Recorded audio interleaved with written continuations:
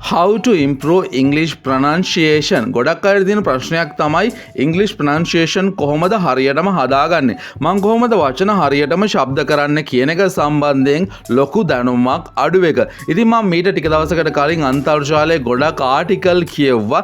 ඒ කියවපු articles මගින් මම හොයාගත්ත උත්තර පහක් මේ ප්‍රශ්නයට. ඉතින් ටිප්ස් පහක් විදියට මේ වීඩියෝ එකේ අරන් එන්න සූදානම් වෙනවා. ඉතින් ඔයාලට පුළුවන් මේ ටිප්ස් පහ ෆලෝ කරලා ඔයාගේ pronunciation වර්ධනය කරගන්න. ඇත්තටම මේ ටිප්ස් ටික හරියට ෆලෝ කළොත් ඔයා කොයි ලෙවල් එකේ හිටියත් ඔයාට පුළුවන් හොඳටම ප්‍රොනන්සියේෂන් දන්න කෙනෙක් දක්වා ඔයාගේ දැනුම වර්ධනය කරගන්න. ඉතින් ඔයාට කරන්න තියෙන වීඩියෝ එක ඉවර වෙනකන් සාවධානයෙන් මේකට අහුම්කම් දෙන්න. අපි යමු වීඩියෝ එකට. Tip number 1.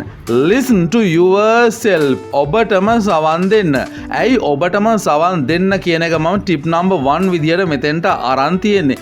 මොකක්ද මේ ඔබටම සවන් දෙනවා කියලා කියන්නේ? සාමාන්‍යයෙන් අපි කතා කරනකොට අපිට සවන් දෙන්නේ අපිට ඉදිරියෙන් ඉන්න කෙනෙක්. ඉතින් ඇයි ඔයාටම සවන් දෙන්න ඕනේ? මම මෙතෙන්දි පැහැදිලි කරන්නේ ඔයා ඉගෙන ගන්නකොට පාවිච්චි කරන්න ඕන ටිප් එකක්. ඔයා මුලින්ම ඔයා අහන්න ඕනේ ඔයා කියන දේ. මම හොඳ උදාහරණයක් ගන්නම්. ඔයගොල්ලෝ රේඩියෝ ප්‍රසන්ටර්ස් ලව දැකලා තියෙනවද? රේඩියෝ එකේ ප්‍රසන්ට් කරන ඒගොල්ලෝ මුලින්ම රෙකෝඩ් කරන්න කලින් ඒගොල්ලෝ විසින්ම ඒගොල්ලෝ රෙකෝඩ් කරන දේ අහනවා. මේක සරල උදාහරණයක්. උදාහරණය වෙනස් වෙන්න පුළුවන්. මං කියන පොයින්ට් එක විතරක් ගන්න. ඒකට හේතුව තමයි එයාලා කතා කරන දේ මුලින්ම එයාලට ඇහෙන්න ඕනේ. එයාලා කතා කරන දේ එයාලට සැටිස්ෆයි නම් තමයි එයාලා අනිත් අයට ඒක රෙකෝඩ් එකක් විදියට අහන්න ලබා දෙන්නේ. ඉතින් ඔයගොල්ලෝ සින්දුවක් කියන කෙනකින් අහලා බලන්න ඒගොල්ලෝ කොච්චර වාරයක් ඒක කියලා ප්‍රැක්ටිස් වෙනවද කියලා. ඉතින් වැදගත්ම දේ තමයි ඔයාටම සවන් දෙන්න ඕනේ. එහෙම සවන් දුන්නොත් ඔයාට පුළුවන් ඔයාගේ එරර්ස් හඳුනා ගන්න. ඉතින් මෙතෙන්දි වාටන ප්‍රශ්නයක් තමයි මම කොහොමද ප්‍රොනන්සියේෂන් එරර්ස් හඳුනාගන්නේ? මම ඒක දන්නේ නැහැනේ කියලා. හරි, ඒ ස්ටෙප් වලට අපි ඊළඟට යමු. හැබැයි ඔයාට පුළුවන් මුලින්ම ඔයා කතා කරන විදිය ටිකක් අවුල් සහගතයි කියලා ඔයාටම දැනෙනවා නම් ඔයාට ඒක චෙක් කරගන්න. ඒ වචනය Google කරලා බලන්න පුළුවන්. ඒ වචනය ඩික්ෂනරි එකේ ගහලා බලන්න පුළුවන්. ඔයාට හරිම ප්‍රොනන්සියේෂන් එක දැනගන්න පුළුවන්. ඒක නිසා ඔයාගේ කතාව ඔයාට අවුල්ද කියලා ඔයා මුලින්ම සවන් දීලා බලන්න ඕනේ. ඊට පස්සේ තමයි ඒක තව කෙනෙක් ඉදිරියේ ඔයා කියන්න ඕනේ. හරි, අපි යමු ටිප් නම්බර් 2 එකට. slow down. මොකක්ද මේ slow down කියලා කියන්නේ? ගොඩක් අය හිතනවා fluent English කතා කරනවා කියලා කියන්නේ වේගයෙන් English කතා කරනවායි කියන එක. ඒක වැරදි. English වල ප්‍රධාන අරමුණ මොකක්ද? අපි බලමු භාෂාවක ප්‍රධාන අරමුණ මොකක්ද කියලා. ඔයා කියන දේ තව කෙනෙක්ට පැහැදිලිව sannivedanaya කරන එක තමයි භාෂාවක තියෙන මූලික අරමුණ. ඉතින් ඉංග්‍රීසි ඇදලා තියෙනෙත් අන්න ඒ දෙයට මිසක් ඔයා වේගයෙන් කතා කරන්න නෙමෙයි. ඉතින් වේගයෙන් කතා කරන එක සාමාන්‍යයෙන් සමහරු කරන වැඩක්. හැබැයි ඔයා ඒක එකපාරටම ෆලෝ කරන්න ගිහිල්ලා ඔයාත් වේගයෙන් කතා කරන්න ගියොත් ඔයාට ගොඩක් දේවල් වර්ධිනවා. ඔයා කරන්න ඕනේ ඔයාට අවශ්‍ය දේ බොහොම පැහැදිලිව සාමාන්‍ය විදිහට කතා කරන එක. ඒ නිසා කොයි වෙලේවත් හිතන්න එපා වේගයෙන් කතා කරන එක තමයි ලෝකේ තියෙන සාර්ථකම දේ කියලා. ඔයා වේගයෙන් කතා කරනකොට ඔයාට ප්‍රොනන්සියේෂන් හදාගන්න තියෙන අවස්ථාව ගොඩක් අඩු වෙලා යනවා. ඒ නිසා ඔයා අනිවාර්යයෙන්ම මුලින් කතා කරනකොට වාක්‍ය ගලපමින් හිමින් සැරේ කතා කරන්න පුරුදු වෙන්න ඕනේ. ඊට පස්සේ තමයි ටික ටික වේගය වැඩි කරන්න ඕනේ. මේක හරියට වාහනයක් එලවනවා වගේ. ඔයා එක පාටම හයියෙන් යන්න ගියොත් එහෙම ඔයා අනිවාර්යයෙන්ම හැප්පිලා ඔයාට අනතුරක් වෙන්න පුළුවන්. හැබැයි ඔයා පියවරෙන් පියවර වේගය වැඩි කළොත් ඔයාගේ අත්දැකීමත් එක්ක ඔයාට එහෙම වෙන සම්භාවිතාව ගොඩක් වැඩි වෙනවා. ඉතින් ඉංග්‍රීසිත් මේ වගේ තමයි. ඔයා ටික ටික තමයි ඔයාගේ වේගය වැඩි කරන්න ඕනේ. ඒ නිසා මුලින් ඔයා slow down වෙන්න ඕනේ. tip number 3. copy the experts. කවුද මේ experts ලා කියලා කියන්නේ? ඔයා ඉංග්‍රීසි කතා කරනකොට ඔයාගේ ඉංග්‍රීසි භාෂාවේ native අය වෙන්නේ කවුද කියලා හොයලා බලන්න. සාමාන්‍යයෙන් ඇමරිකාවේ සාමාන්‍යයෙන් එංගලන්තේ කතා කරන ඉංග්‍රීසි තමයි native අය විදිහට අපිට සලකන්න පුළුවන්. ඉතින් ඔයාට පුළුවන් මුලින්ම එයාලා කතා කරන විදිය ෆලෝ කරන්න.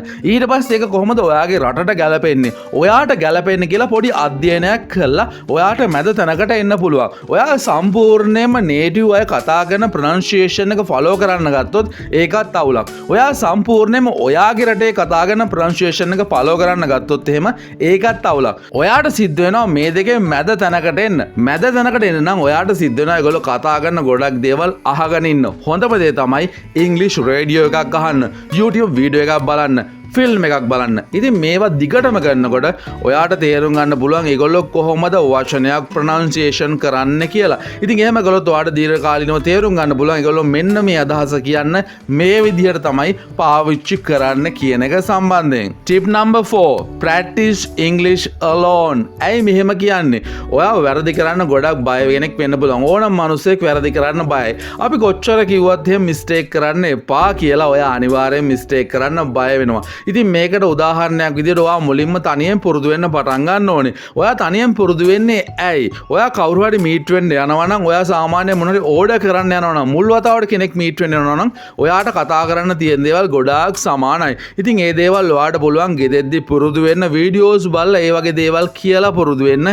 එයා මේ වගේ ප්‍රශ්නයක් අහුවොත් මං කොයි වගේද උත්තර දෙන්නේ කියලා පුරුදු වෙන්න පුළුවන් ගෙදෙට්ට වෙලා. ඉතින් ප්‍රොනන්සියේෂන් එක වර්ධනය කරගන්න පුළුවන් තනියම ගෙදර ප්‍රැක්ටිස් කරනකොට. මොකද මේ වචනේ වැරදුනාට ඔයාට මුලින්ම වරදින්නේ ඔයා ඉස්සරහා විතරයි. ඔයා ඉස්සරහා මොනවා වැරදුනත් ප්‍රශ්නයක් නෑ. ඔයාට ප්‍රශ්න වෙන්නේ ලෝකේ ඉස්සරහා වැරදුනොත් තමයි. ඉතින් ඒක නිසා ඔයාට පුළුවන් ගෙදෙද්දි මුලින්ම ප්‍රොනන්සියේෂන් කරලා පුරුදු වෙන්න. එහෙම පුරුදුනොත් ඔයාට එළියේදී වර්ධින සම්භාවිතාව ගොඩක් අඩු වෙනවා. number 5 last tip එක find a language buddy. සාමාන්‍ය ලංකාවේ නම් මෙහෙම කෙනෙක් හොයාගන්න ගොඩක් අමාරුයි. buddy කියලා කියන්නේ යාළුවාට කියලා ඔයා දන්නවා. මේ ප්‍රොනන්සියේෂන් එක වර්ධනය කරගන්න යාළුවෙක් ඔයාට හොයාගන්න සිද්ධ වෙනවා. ඔයා කතා කරන විදිය යාට යවලා ඊට පස්සේ එයා කතා කරන විදිහත් බලලා ඔයගොල්ලෝ අතර තියෙන අඩුපාඩු හදාගන්න ඔයාට පුළුවන්. ඉතින් මේකට තියෙන හොඳම ක්‍රමය මොකද්ද? ඔයාට පුළුවන් ඇප් එකක් පාවිච්චි කරන්න. ගොඩක් අය අහන ඇප් එක මොකක්ද කියලා. ඉතින් මම අනිවාර්යයෙන්ම තව වීඩියෝ එකක ඇප් එකක් අරන් එන්නම් නැත්නම් ඇප්ස් කිහිපයක් අරන් එන්නම්. ඔයාට මේකට වැදගත්ම ඕන. ඉතින් දැන් බලමු කොහොමද මේ ඇප් එක පාවිච්චි කරලා ඔයාගේ ප්‍රොනන්සියේෂන් එක වර්ධනය කරගන්න කියලා.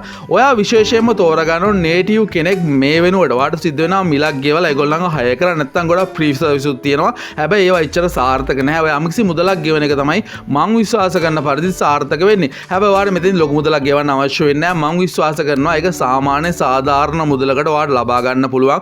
ලංකාවේ වගේ නේ මේක ග්ලෝබල් මාකට් එකේ තියෙන. ඒකට ගොඩක් ප්‍රයිස් එක අඩුයි. ඉතින් ඔයාට පුළුවන් ඔයාගේ වීඩියෝ එකක් නැත්නම් ඔයාගේ ඔඩියෝ එකක් ඔයා ප්‍රොනන්සියේෂන් කරන විදිහක් නැත්නම් ප්‍රොනන්සියේෂන් කරන වාක්‍ය කීපයක් මුලින්ම එයාට යවන්න. ඔයාට පුළුවන් එයාගෙන් අහලා මේක කරෙක්ට් කරගන්න. ඉතින් මෙහෙම දිනපතා කාලයක් තිස්සේ කරනකොට ඔයාට පුළුවන් අරයාගේ ප්‍රොනන්සියේෂන් එක අල්ලගන්න. ඔයාට පුළුවන් පැයක් විතර දවසකට කතා කරගන්න කෙනෙක්ව සෙට් කරගන්න. එහෙම සෙට් කරගත්තොත් ඒත් ඔයාට පුළුවන් එයාගේ ප්‍රොනන්සියේෂන් එක ෆලෝ කරගෙන ඔයාගේ ප්‍රොනන්සියේෂන් එක වර්ධනය කරගන්න. ඉතින් මේක තමයි මේ ටිප්ස් පහෙන් ප්‍රායෝගිකම ටිප් එක. මේක ඔයා පිළිවෙලට එන්න ඕනේ. ඔයා මුලින්ම ඔයාට සවන් දීලා ස්ලෝ ඩවුන් එකේ ඉංග්‍රීසි කතා කරලා මුලින්ම වීඩියෝස් වලින් එක්ස්පර්ට්ස් ලව හම්බෙලා ඊට පස්සේ තනියම ප්‍රැක්ටිස් කරලා තමයි පස්වෙනි පියවරට ඔයා එන්න ඕනේ. ඔයා එකපාරටම පස්වෙනි පියවරට ආවොත් එහෙම ඔයාට මේ වැඩේ එපා වෙනවා. ඔයාට කලින් කරන පියවර 4 පිළිවෙලට ෆලෝ කරගෙන ආවොත් එහෙම ඔයාට මේ පස්වෙනි පියවර බොහොම පහසුවෙන් ජයග්‍රහණය කරන්න පුළුවන් වෙයි. ඉතින් මේ වීඩියෝ එක මං හිතනවා වැදගත් වෙන්න ඇති කියලා ඔයාලට ගොඩක්. එහෙනම් ලයික් එකක් දාගෙන යන්න අනිවාර්යයෙන්ම කමෙන්ට් එකක් දාන්න. ඔයාගේ අයිඩියා එක පහලින් යාළුවෙක්ටත් බලන්න කැමති නම් ෂෙයා කරන්න. තාම සබ්ස්ක්‍රයිබ් කරලා නැත්නම් අනිවාර්යයෙන්ම සබ්ස්ක්‍රයිබ් කරලා බෙල් අයිකන් එක ක්ලික් කරගෙන යන්න. තවත් වීඩියෝ එකකින් ඉක්මනින් හමු වෙමු. හැමෝටම good luck. හැමෝටම goodbye.